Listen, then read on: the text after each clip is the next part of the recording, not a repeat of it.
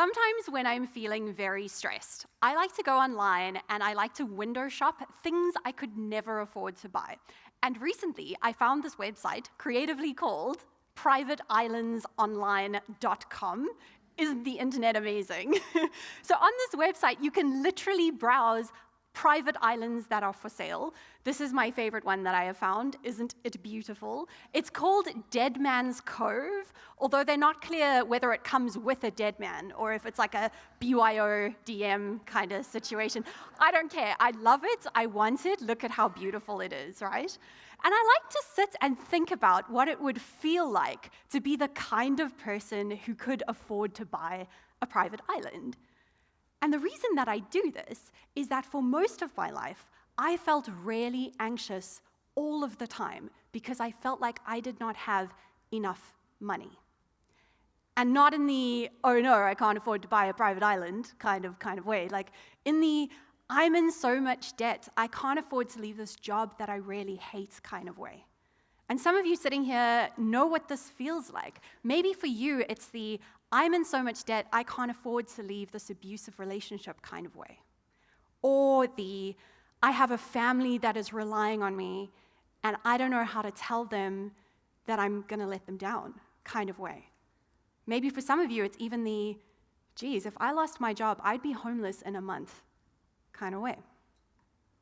And what's nuts is that I felt all of this money anxiety even though I was earning what is considered a very comfortable middle-class salary. And this got worse and worse until one day I caught myself thinking that the only way I could think of to get out of debt was just to kill myself, which is not the financial strategy most experts recommend, it turns out, right? And if you think I was being overdramatic, research does in fact show that financial stress is the life event that is the most robust predictor of a suicide attempt, more so than losing a loved one or getting a divorce. So this was a real wake-up call for me. I realized something had to change with my relationship that I had with money. But there was a problem. I had no idea how money works, right? No idea. Do I have to turn to a life of crime? What do I have to do to have just enough money that I can just be happy? That's all I wanted. So I went on this journey, right? I went on this mission. I decided I was going to figure this out. I was going to learn all of those secret rules about how money works. And along the way, I learned some pretty crazy things. And I would like to share 3 of them with you today, okay? So here's the first crazy thing that I learned. It's to do with this quite large number over there, 372 billion rand and some change, that number. That is the amount of money that South Africans spent on gambling in 2017. And that is just legal gambling, by the way, so that excludes online gambling and whatever your dodgy uncle tries to get you into, like around the braai, right? And the bottom number, that is the amount of profits that the legal gambling industry declared in the same year. So this was the first thing that I learned about money when I was wandering around the world thinking I had this big shameful secret that I had no idea what was going on, and surely everyone else did. No, I was wrong, because I wasn't alone. No one knows how money works. We are a country of people desperate for more money, and we have no plan for how to get it, short of winning the lottery, right? And that, by the way, is the percentage of South Africans who say that they play the lottery every single week. And this desire to have more money, it's rational. Because there rarely is a relationship between money and happiness. And if you don't think there is, you've never been broke, right? Except the thing is that this isn't a straight line that goes up forever indefinitely, right? If you give 1,000 rand to someone who is homeless, you really will substantially improve the quality of their life, and we should all do that. But if you give the same 1,000 rand to, like, Patrice Motsepe, not going to make a big difference in his life, right? And theoretically, there is a number, a monthly income, beyond which any more money will not make you even the slightest bit happier. And people have studied this. And you might be thinking that this number is like, I don't know, 1 million rand a month income, but it's not. It's actually 38,000 rand a month before tax, which is about 28,000 Rand after tax. And that is a lot of money, right? That number would put you in the top 2% of South African income earners. But it's not like private island money, right? And the thing is that even as you go up that curve, even for someone earning 15,000 Rand or 20,000 Rand a month, every additional bit of more money that you earn quickly starts to make less and less of an impact on your happiness. And even for someone earning like 15,000 Rand a month, the research shows that there are other things that very quickly make a bigger difference, like, for example, having a shorter commute. That has a bigger impact on your happiness than earning a few extra thousand Rand a month. But how many people do you know who feel like they have enough money? Whether these are people who are earning 15,000 Rand a month or people earning 100,000 Rand a month, how many people do you know who feel like they have enough money? So what's going on? So what gets really interesting, right, is when you stop looking at what people earn and you start looking at how people spend their money, right? So for many years, I kind of made this my job. So on my sneaky quest to figure out the secrets of money, I got myself a job designing apps that help people manage their money. And one of these apps was an app that tracks your spending, so you connect your bank accounts to it, and it automatically tracks all of your transactions, and it sorts them out into categories for you using clever AI and machine learning things, right? So, for example, if you swipe your car at KFC, it'll know that that's fast food. But if you buy the last garage pie at 4 in the morning, we'll say that's bad life decisions, right? So it's like automatic categorization of your money, okay? And back in 2016, we wanted to design a brand new categorization schema. We wanted to create categories that match how people naturally think about their own money in their head already. So we got dozens of South Africans into our office from all across the income spectrum. The average was earning about 25,000 Rand a month. And we put a bunch of transactions on Post-its in front of them, right? And we asked them to sort them out into piles, however they wanted. And we asked them to give each of the piles that they had made a name. And what blew my mind about this exercise is that almost every single person that we asked to do this sorted their money in exactly the same way, which is not what I expected, right? Essentially, they did this. They made a big pile of stuff that they called needs, and it had boring stuff in it, like insurance and your car and your house, all that money that kind of just vanishes the day after payday, right? Payday, and then gone. I don't know, that stuff, right? And then they'd make this other pile. And this is where they would put stuff like the things that they do with their families for fun, or the weird hobbies that they have, the things that make them really unique, the things that really give their life a lot of joy and a lot of meaning. But weirdly, everyone felt like budgeting or being responsible with your money is an exercise in spending as little as you possibly can on your wants so you can spend it on your needs, I guess, right? Which is nuts. And the average person that did this exercise for us in this income group was spending over 80% of their money on the stuff that we call needs. And here's why that's kind of crazy. Human brains are really, really good at filtering out things that they've already seen, okay? So when you buy something fancy, when you buy a new fancy couch or a fancy coffee machine or whatever with the little pods, the little pod machine, the first 3 days you use it, it really does make you happy. You're like, yee, look at my good pod machine, right?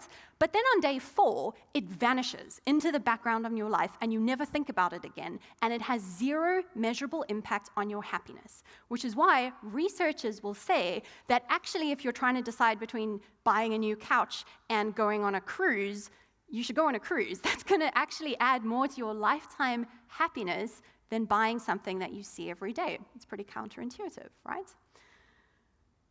And I'm not saying that you don't need things like a house. I'm not saying you don't need transportation. But it is very easy to buy too much of these things, right? It's very easy to buy too much house, and then most of your house is just sort of a storage warehouse for all of the pod machines that you bought.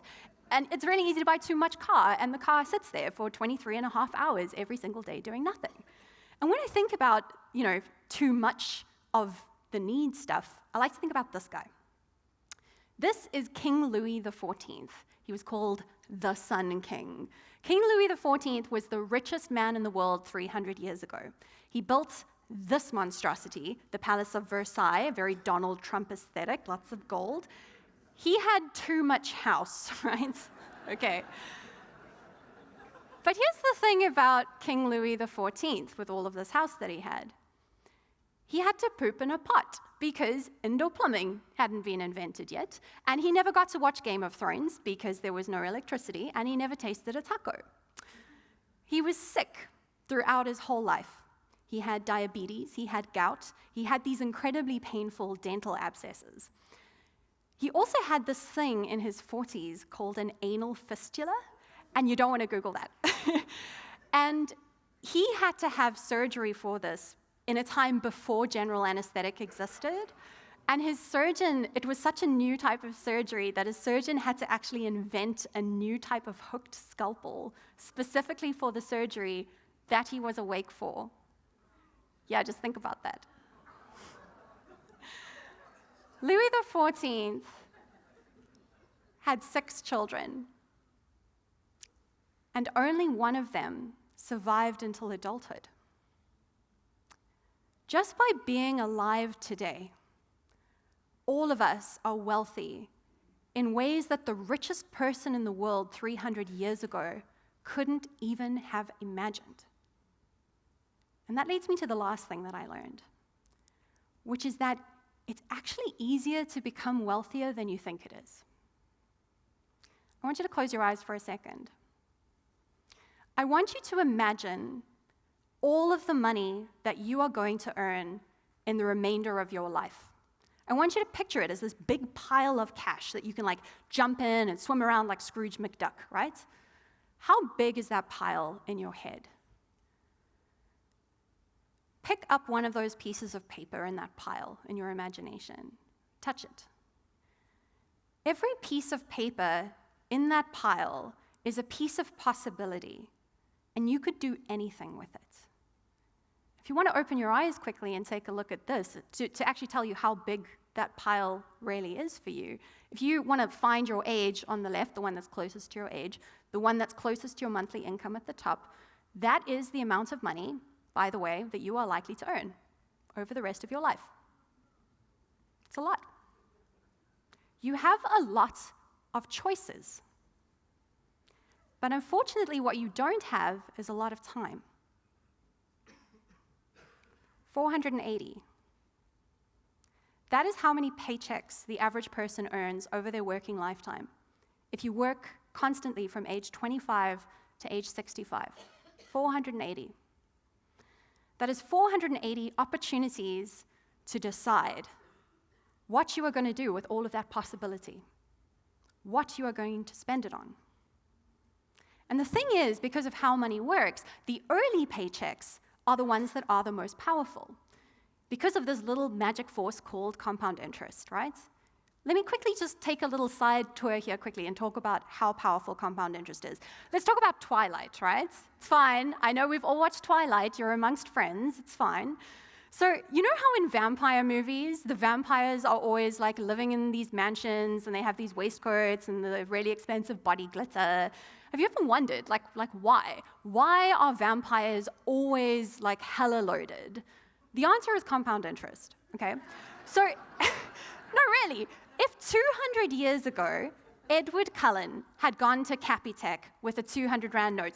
Okay, yes, Capitec didn't exist, Rands didn't exist 200 years ago. Go with the analogy, right? 200 years ago, Edward Cullen went to Capitec with a 200 Rand note, and he put it in a regular savings account earning 6% interest, okay? And he left it there for 200 years. How much is that 200 Rand note worth today? It's worth R1 billion. R1 billion. I'm not lying to you. I can show you my spreadsheets. Okay, I'm a nerd, yeah. This is the thing, right? Compound interest is magical. And because compound interest is magical, it means that if you are young, saving is your superpower.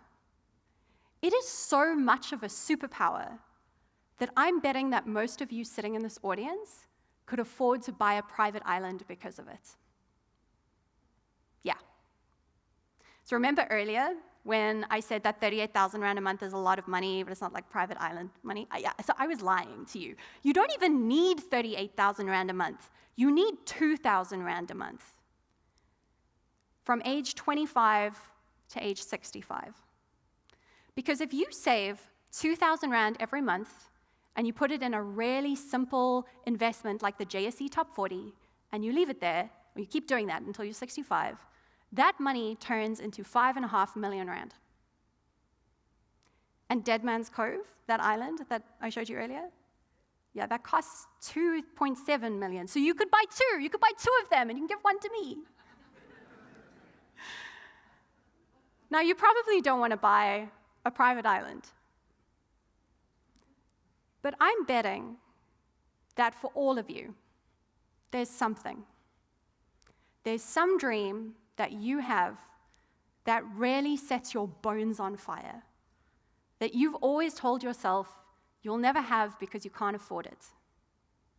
And my challenge to you is to ask yourself if you really cannot find an extra 1,000 Rand, 2,000 Rand, that at the moment is going into stuff that makes it feel like it's vanishing, that you could rather be using to fund your boldest and your most outrageous dreams.